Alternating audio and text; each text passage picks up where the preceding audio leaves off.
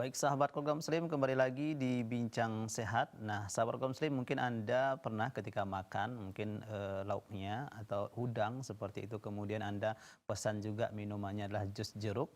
Nah, dari informasi ya, ini bahwasanya berbahaya karena bisa keracunan, ya keracunan arsenik seperti itu. Nah, apakah ini fakta atau mitos? Kita akan tanyakan langsung ke Dokter Oktama yang sudah menemani kita. Halo, Dok. Halo Bang. Iya, baik Dok. Ini mengenai jus jeruk nih Dok. Ya, ini banyak sekali orang tentunya suka dengan jus jeruk. Mungkin lagi makan-makan ya, yang dipesan juga udang seperti itu. Nah, kemudian minumnya Iya. dengan jus jeruk seperti itu. Nah, ini diinformasikan bahwasanya bisa terjadinya keracunan arsenik. Ini fakta atau mitos Dok. Kemudian dokter bisa mungkin jelaskan keracunan arsenik itu seperti apa? Silakan Dok.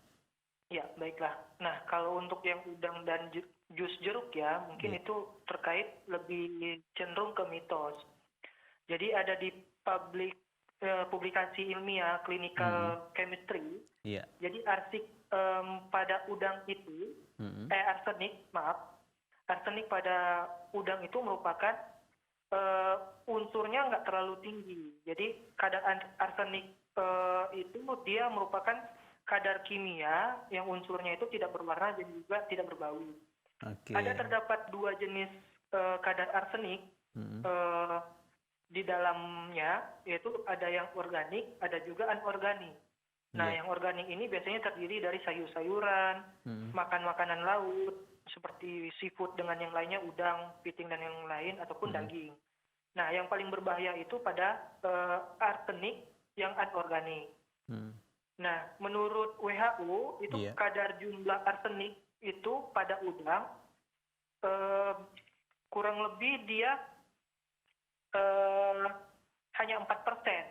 Nah, kadar konsumsi yang menurut WHO tadi yang bagus dikonsumsi itu kurang lebih dia sebanyak 0,5 sampai 1 miligram yang Mm. aman dikonsumsi untuk tubuh kita. Mm. Jadi kalau dia misalnya lebih dari itu berarti udah tidak aman lagi. Nah, kalau dia arsenik pada udang, itu Iya. cenderung arseniknya itu dapat dibuang dan diekskresikan oleh tubuh, dapat diserap dan diurai kembali dari Oke. sistem keringat dan juga urin kita. Mm. Oke. Jadi pada penyakitnya tadi, kalau dia kan udang dia memiliki 4% senyawa arsenik yang anorganik. Iya. Itu setara kurang lebih kisaran 0,5 miligram Mm. gitu. Oke. Dan cenderung tidak terlalu mempunyai Mm. efek ataupun dampak di Iya. dalam tubuh. Oke. Kecuali seseorang itu mengkonsumsi Mm. udang yang berlebih. Nah, Baik. konsumsi udang yang berlebih ini seperti dia konsumsinya 105 kilo ataupun 100 kilo lebih daripada Mm. Iya. itu juga dapat menyebabkan keracunan Mm. pada orang Oke. tersebut. Kurang lebih seperti itulah. Iya, jadi tidak pun dimakan atau bersamaan dengan minum dengan jus jeruk, tapi kalau udang ini sudah berlebihan dikonsumsi karena ada unsur arseniknya tadi, ini tentu berbahaya untuk tubuh kita. Seperti itu, Dok ya. Iya, Baik. gitu. Jadi ini tadi mitos, Dok ya, tidak ada hubungannya dengan jus jeruk seperti itu, Dok ya. Iya, Iya. mitos. Lebih banyaknya ke Baik. mitosnya. Nah, biasanya Dok, dampak atau efek dari arsenik dari udang ini seperti apa Dok? Apakah alergi atau seperti apa contohnya Dok? Ya, baiklah. Jadi kan kalau dia udang, Mm. dia kan memang alergennya kan tinggi Iya. untuk senyawa di sana. Mm. Jadi kalau gejala gangguan keracunan arsenik, Iya. itu biasanya dia dapat menimbulkan nyeri perut, muntah, diare, ataupun perutnya dia dapat mengalami kram, Mm. kram perut, rasa haus yang tinggi. Nanti kalau dia mengalami keracunan, Iya. baru organ kemihnya nanti terasa seperti panas dan terbakar. Mm. Lalu perlahan-lahan dia nanti akan mengalami perburukan seperti gejala shock ataupun Iya. kejang, dan Mm. juga bisa dia mengalami kekoma dan juga kematian. Gitu Oh, dia, kurang lebih gejala-gejala keracunan arsenik. oke. Jadi Gitu. berbahaya juga tentunya Dok ya, bisa sampai ke kematian seperti itu kalau terlalu banyak. Iya, kalau keracunan arseniknya. Mm-mm. Oke, jadi bagi sahabat kaum muslim ya mungkin alergi ya tidak bisa memakan udang ini tentunya harus betul-betul dihindari dok ya seperti itu. Ya, kalau dia Oke. alergi, Mm-mm. apalagi dengan makanan seafood, Mm-mm. itu Iya. biasanya banyak macamnya, bisa bukan Mm. hanya udang. Mm-mm. Jadi pada telur pun Mm-mm. protein juga kadang ada juga orang yang memiliki alergi. Oke. Gitu. Nah orang-orang yang Ada. alergi seperti itu dok, ini apakah seumur hidup dia seperti itu atau ada mungkin bisa disembuhkan seperti itu dok? Nah, kalau untuk yang taraf alergi pada seseorang kan, Mm-mm. Iya. jadi itu bisa dibiasakan atau disanitasi. Mm-mm. Tergantung dari seseorang atau individunya itu sendiri. Mm-mm. Apakah dia memang mempunyai gen atau genetik keturunannya memiliki riwayat alergen yang tinggi, Mm-mm. seperti misalnya halnya contohnya kayak sakit asma, Iya. ataupun dia rinitis alergi dan yang lain-lain kan itu kan alergennya tinggi. Mm-mm. Jadi faktor alerginya itu harus dihindarin Iya. agar dia tidak jatuh ke penyakit tersebut. Mm-mm. Tetapi bisa juga dia dibiasakan. Jadi ada istilahnya itu membiasakan terhadap zat alergennya agar dia tubuhnya dapat Mm-mm. mentoleransi Oke. terhadap alergen tersebut. Mm-mm. Tetapi yang seperti itu memang harus diwanti-wanti karena kalau dia memang tinggi, misalnya sehabis makan dia langsung gatal-gatal, timbul alergi, Iya. itu nggak bisa lagi diteruskan. Oke. Itu memang harus di stop dan harus dihindari. Iya, jadi bagi sahabat kaum muslim yang mungkin alergi ya dengan udang ya harus bersabar terus dok ya. Atau seperti Iya, dokter bilang tadi ya bisa diterapi atau dibiasakan mungkin pelan-pelan seperti itu dok ya. iya. Oke. Selain udang dok yang memiliki juga apa namanya arsenik tadi, unsur arsenik tadi apa dok? Makanan laut. Sayur-sayuran kalau dia Mm-mm. yang organik, sayur-sayuran ataupun dia Mm-mm. daging. Kurang Oh. lebih seperti itu. Rata-rata ada Mm-mm. sih banyak yang unsur-unsur arsenik, Mm-mm. tetapi dalam batas kadarnya. Oke. Gitu. Oke, jadi kalau batas kadarnya masih bisa ditoleran oleh tubuh kita, ini tentunya tidak masalah seperti itu dok ya. Iya, tidak Oke. masalah dan anjuran dari Mm. WHO tadi Mm-mm. sebatas 0,5 atau 1 miligram yang bisa Oke, ditolerir. baik.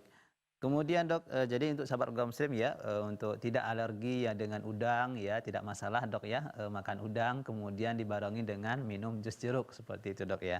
Oke, Iya. karena ini adalah mitos seperti itu. Baik, kemudian berikutnya nih dok, masalah soal mengkonsumsi kepiting dengan teh. Nah, ini juga ada dikabarkan informasinya ini tidak boleh juga. Ini fakta atau mitos dok? Ya, kalau untuk ini mungkin mitos juga lagi. Mitos dok ya. Iya, Oke. jadi kalau Mm-mm. dia kepiting kan, Iya. sama kayak yang udang tadi, dia Mm-mm. kan lebih cenderung tinggi ke kadar kolesterolnya. Mm-mm.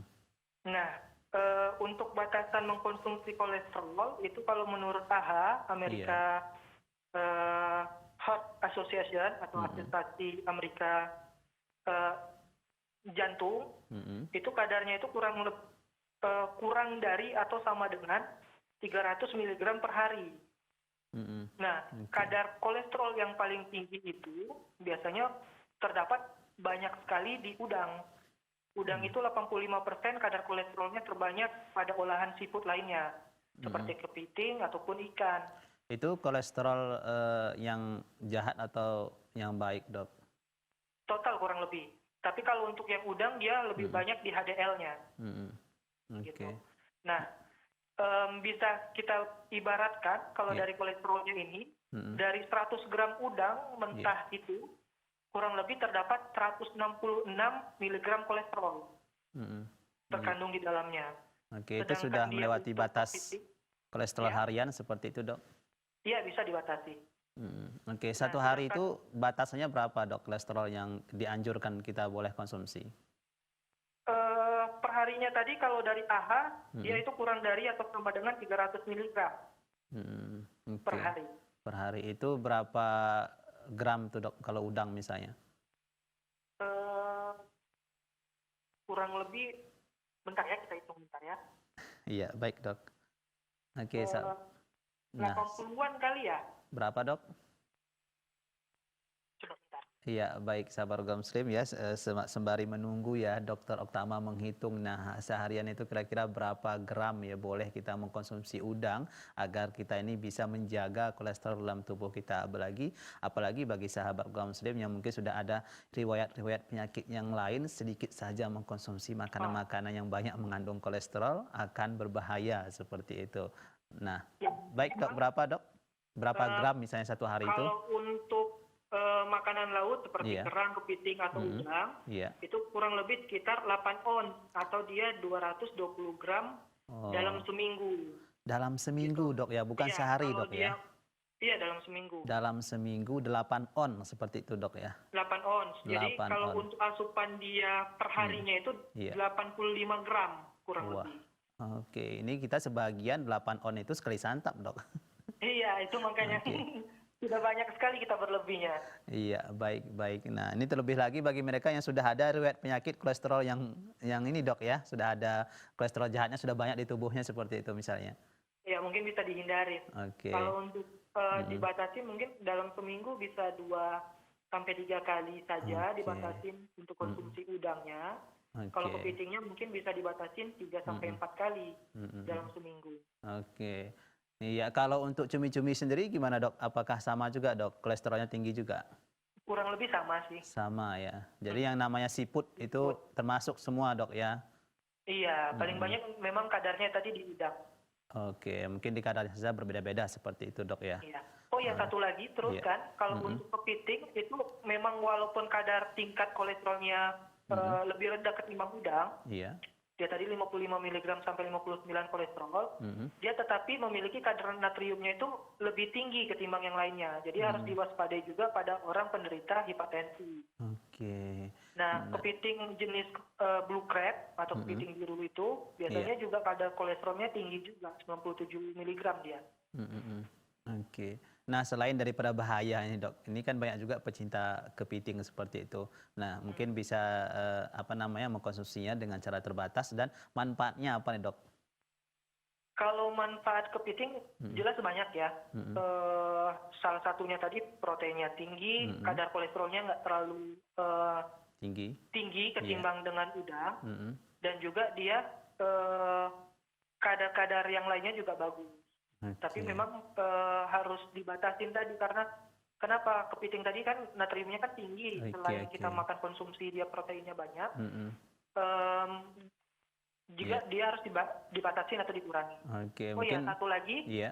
di kepiting juga memiliki kadar omega 3 yang tinggi. Mm-mm. Jadi Oke. bagus dia untuk tubuh kita.